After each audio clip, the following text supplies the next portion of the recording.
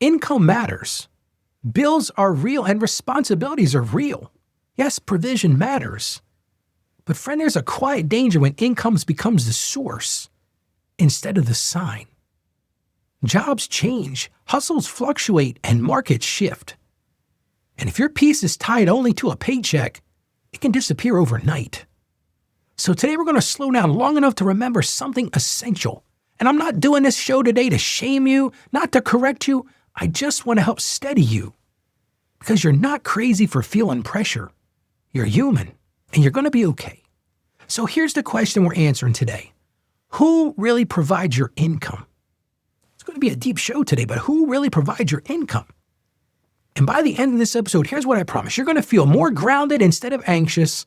You're going to be more grateful instead of pressured. And guess what? You're going to be clear about where your trust belongs.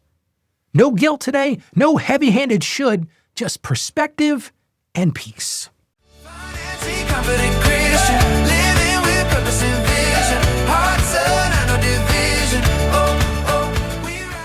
Here's a quiet question a lot of people carry. Maybe you're carrying it right now too. Ralph, I know God provides. So why does it still feel like everything depends on me? Friend, I'm going to tell you right now, if that's you, you're not alone feeling like that. And guess what? You're not a bad Christian.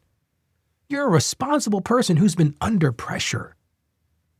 And if you felt like you can't breathe because you're the one holding it all, if rest feels irresponsible, if slowing down makes you anxious, like the whole thing might collapse, that doesn't mean your faith is weak. It just means the load has been heavy on you. And friend, I just want to say it. You were never meant to carry the entire weight of provision by yourself. Because you're diligent, hey, but you're also tired. And God sees you. He sees you loud and clear. And here's the truth we need to remember. Your job is not your provider.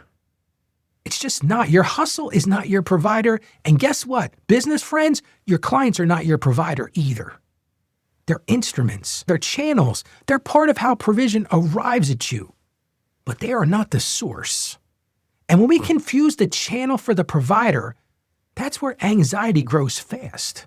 Because the truth is, channels can change overnight.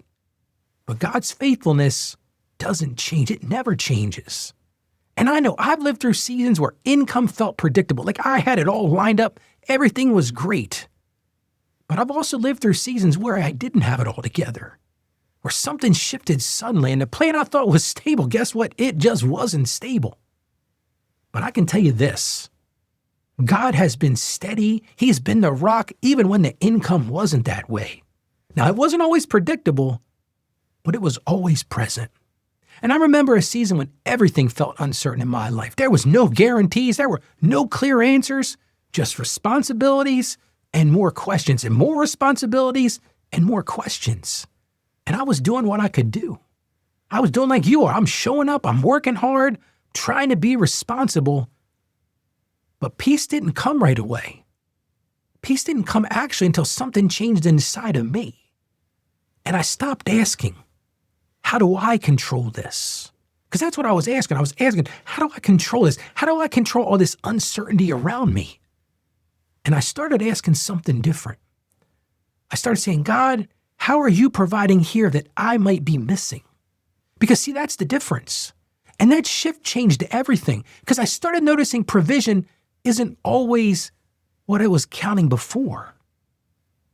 So here's the real question today. Where is your confidence? And that's the key word. Where is your confidence really placed? Is it in the stream or is it in the source? Is it in the paycheck or on the provider? And let's walk through this today. Here's the balanced truth. Income streams matter. They pay your bills. They create margin. They're part of good wisdom. Yes, they are part of it. But guess what? They're not the ultimate. So I want to give you 3 calm anchors to hold on to today. It starts with accepting that God provides through systems, but He isn't limited by them. See, your paycheck is one way that God provides you. It just does. But it's not the only way. Sometimes God provides through a conversation. You weren't expecting a conversation, and somebody had a conversation with you. Maybe He provides through a connection, someone that you met who connected some dots for you. Hey, in my life, I've seen this happen. A refund you didn't expect just when you needed it. Or a door opening at the right time. Those things aren't coincidence. That's God providing. And sometimes God provides through prevention. Think about this, a breakdown in that car that didn't happen. You thought for sure this car was going to break down, but it didn't. Or maybe a medical bill you didn't have. Or that mistake that so many of us have made, but you just avoided it that time. See, provision isn't just what you gain. Sometimes it's what you're spared. Because we got to remember that your ability is part of God's provision, not ability. See, a lot of people think provision is money, but Scripture shows something deeper. God provides us with strength. He provides us with skill. He provides us with ideas. He gives us endurance, and yes, He gives us wisdom. So when you say, I don't know how I'm going to make it, friend, don't forget, God's going to provide you solutions before He provides dollars sometimes. And when you remember the source, that gratitude returns and anxiety loosens. See, because when the stream becomes your God, you always feel under pressure.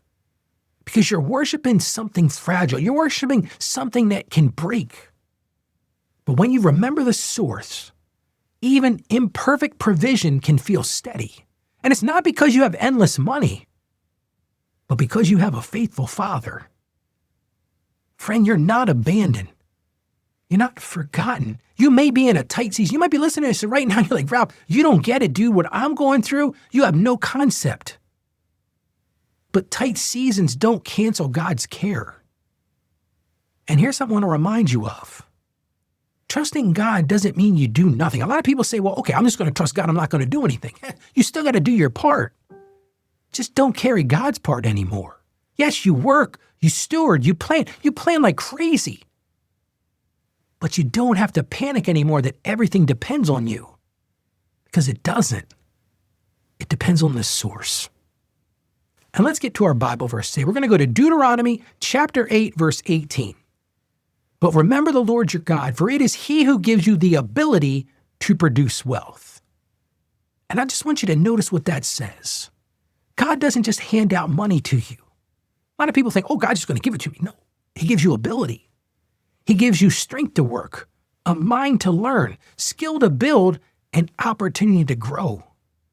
So when you look at your income, you can say this with confidence. Thank you, Lord, for the ability behind it. See, that's worship. That's grounding. And that right there is peace.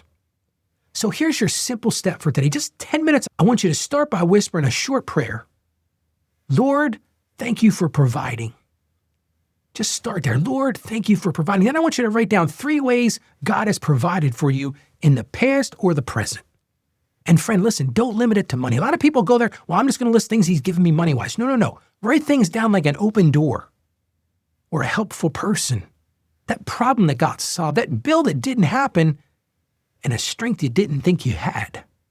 And then let gratitude anchor you. Because the truth is, anxiety hates gratitude.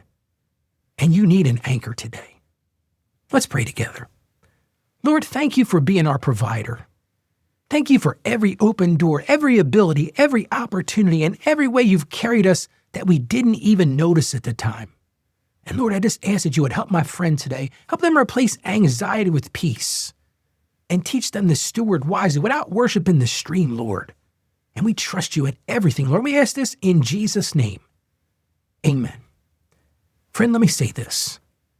If money has been keeping you up at night, there is hope. I wrote a book, it's called How to Become a Financially Confident Christian for people just like you who are tired of feeling stuck. It's not about pressure. Listen, this is not some quick fix book. It's not pretending everything is fine. It's just faith, practical help, and a path forward. It's my 30 years of working with people just like you, showing them a way out of this. And I would love for you to get a copy of that book. Go to financiallyconfidentchristian.com/becoming. That's financiallyconfidentchristian.com/becoming. Go grab that book today. Friend, you are responsible, but you're not alone in that responsibility. You can be diligent and still be held by a loving God. You can plan and still rest. See, this whole series has been about income, but today was about something deeper. Yes, the streams matter, but God is the source of that. And you're going to be okay. Now, tomorrow we're going to shift a little bit. We're going to talk about why do couples fight about money, and bigger than that, how you can fix it. So if you know somebody that's married or in a partnership or in some kind of relationship and they're fighting about money, tomorrow's show is going to be great. And if today helped you, I want to encourage you to share with somebody who needs to remember the source. Just send them a text, send them a message, say, you got to listen to this show. You got to listen to this guy. He knows what he's talking about. Because this show isn't about financial shame. It's about learning to walk in wisdom, staying anchored, and truly becoming a financially confident Christian. God bless you, friend, and don't forget to join us tomorrow. Financially confident.